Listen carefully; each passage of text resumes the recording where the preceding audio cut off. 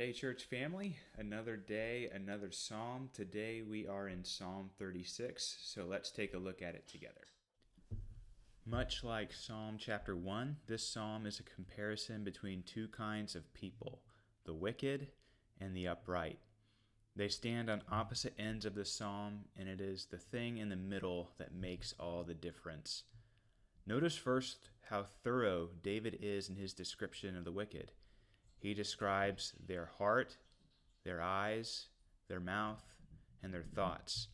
And in this description, see the thing that makes the wicked person so foolish is that he looks to himself rather than to God.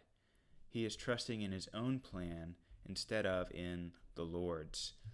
But notice now the Lord comes into the picture. And when we look at him, we do not find transgression, iniquity, trouble, and evil. Instead, we find steadfast love and faithfulness, righteousness, judgment, and salvation, that he is a God of refuge, and that he is the source of all that we need, food and water, light and life.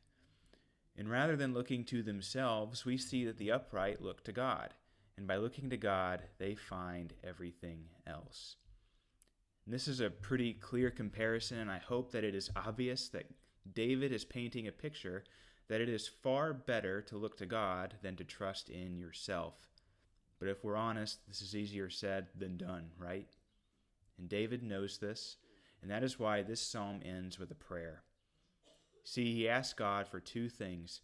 Positively, he asks for God's continued care and provision, and negatively, he asks for God to keep him from evil and arrogance. See, David is not so holy as to presume that he is perfect. Rather, he pleads for humility because we are all prone to forget God and to trust in ourselves.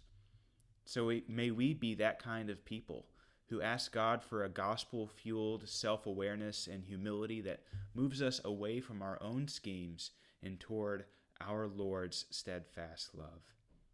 Psalm 36. When we find ourselves plotting, let us turn it into praying, to humility and dependence on our God for all that we need.